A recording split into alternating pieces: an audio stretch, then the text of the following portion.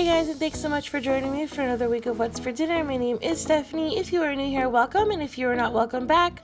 This week's video is a collaboration with Kelly from Kelly's Corner. I'm so excited for this, you guys. Kelly is so sweet and she has such great dinner ideas. She's got crock pot ideas, she does DIY and organizational videos. She literally does it all.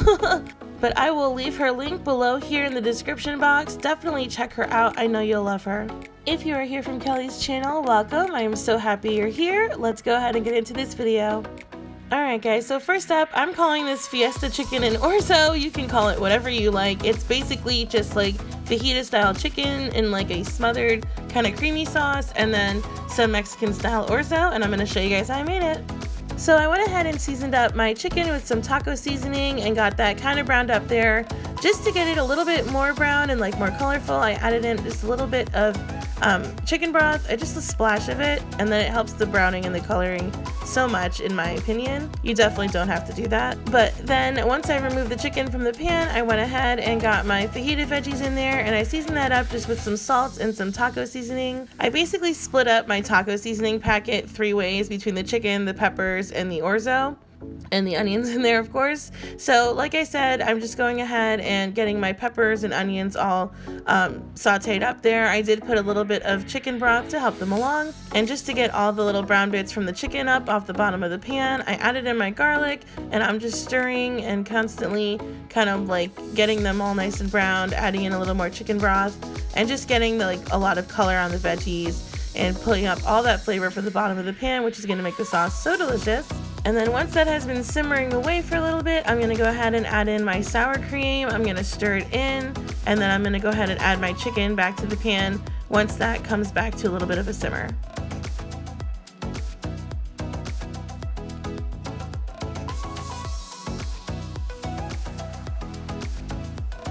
So now that I'm watching this, I definitely should have added some shredded cheese to the top of this just to make it a little more cheesy and delicious. Ugh, missed opportunities. If you love the cheese, go ahead and add some on top of your chicken. So this Mexican orzo could not be easier. I actually found this recipe when I was making a queso chicken recipe a while ago, but I loved it. So it's literally just tomato paste, some taco seasoning, like the leftover taco seasoning in the packet, and then some chicken broth. I also go ahead and add in some water just because I don't want to risk it getting too salty and then you just can't come back from that. So I'd rather just add the salt later. So basically what I've done is I kind of put a little bit of the chicken broth in there just to help it along, and I've stirred in my tomato paste and my seasoning, and then once I've done that, I went ahead and added in the rest of the chicken broth and kind of scraped up everything that was on the bottom, and I've let that come to a simmer now, and I'm going to go ahead and cover it up. And I'm going to go ahead and keep checking on this and stirring it so it doesn't stick to the bottom.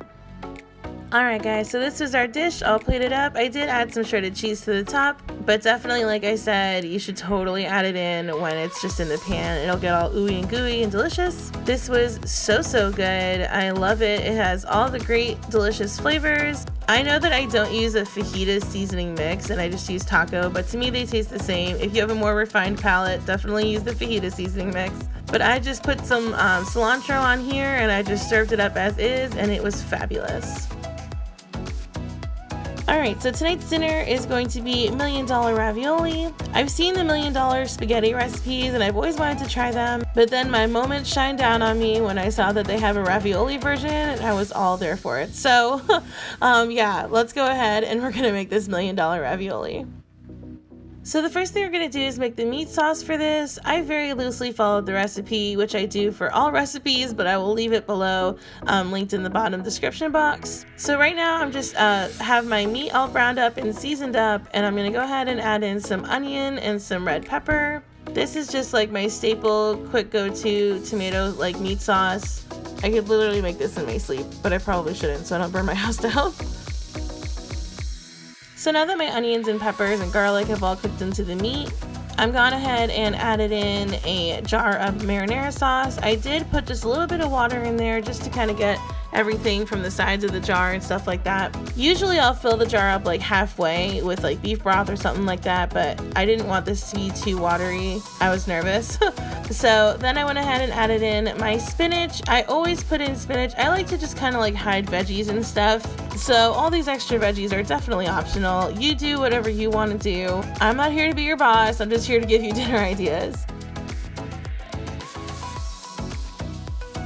So I went ahead and had my garlic, my cottage cheese, cream cheese, sour cream, and Italian seasoning here in this bowl, and I went ahead and elected to use my electric mixer and mix everybody together. I just felt that it would adhere to the ravioli a little bit better if it was all kind of like the same consistency. So basically what I'm gonna do is I'm gonna like dump my ravioli in here, and I'm almost certain, I don't think the recipe specified, but I think I should have cooked them. I don't know. I feel like it turned out just fine the way I did it anyways, but it was definitely like pretty gross to put together because I decided to use my hands. I think if they were cooked, this would have done better. So if you want to like not get this all over your hands and just kind of have an easier way of putting it all together, I just thought I was supposed to like line them up, and you know how it goes. But anyway, despite the mess it made on my hands, it was pretty quick and easy. What I did was I went ahead and put some sauce in the bottom of the pan. The recipe doesn't say to do this, but I do not like when it gets like burnt on the bottom, like the cheese gets like brown on the bottom or whatever, like creamy sauce. I don't love that. So I just put the sauce in like a little bit of layer on the bottom. But yeah, so this is my ravioli. It's got all the cheese and stuff on it. I did have to do a couple of like double layers, but yeah, it worked out pretty well.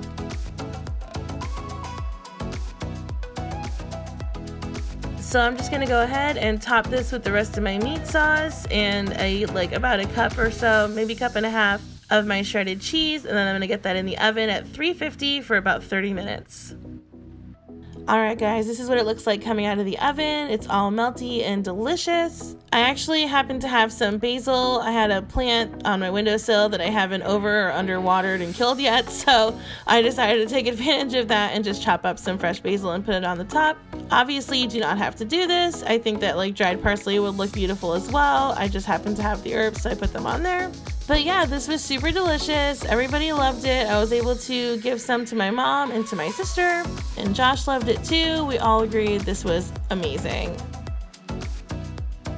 Alright guys, so my last dinner for you is going to be some creamy lemon chicken with some roasted potatoes with onions and peppers on the side. I will leave the recipe that I loosely followed below, and I'll go ahead and show you how I made it. So this recipe originally called for pasta on the side, which you definitely don't have to twist my arm for because I love pasta, but these potatoes look like they were going bad soon, so I've had them for a while, so I just wanted to kind of use them as a side. Plus, extra bonus, roasted potatoes the next morning as like breakfast potatoes is amazing. So I'm just gonna put these in the oven at 425 for about 25 minutes and get started on the rest of the meal. So I've set myself up a little flouring station here instead of like a breading station.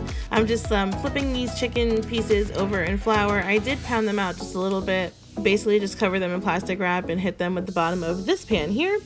And now I'm gonna go ahead and start sauteing these up in some butter and olive oil until they get browned on each side and they are cooked through. So I went ahead and removed my chicken from the pan, and if you've been with me for a while, you know how scary this is right now for me to cook garlic in the pan with nothing to like help it if it burns. So I got my garlic in the bottom of the pan there, and I also have my chicken stock or chicken broth, and then I scraped up the bottom of the pan, brought that to a boil, and added in my cream. Once I added in my cream and I brought that up to a boil, or kind of a simmer rather, I added in my lemon juice. And then once I brought all that up to a simmer, I added in my Parmesan cheese. Then I just let the sauce simmer away for a little bit until it thickened up some, and I added my chicken back.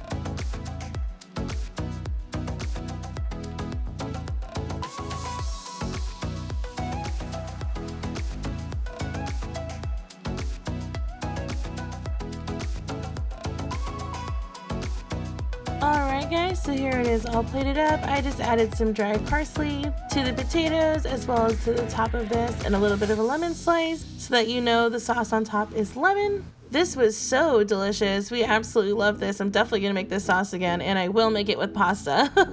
But the potatoes were fabulous with this, and super great bonus. You get breakfast potatoes the next day with leftovers. But yeah, this was really good, and I'm definitely gonna make this again. All right, friends, that's going to do it for me this week. Thank you so much for sticking with me to the end here. Definitely do not forget to check out Kelly's channel. I promise you will not be sorry. You will love her as much as I do. Again, if you're from Kelly's channel, thank you so much for checking me out.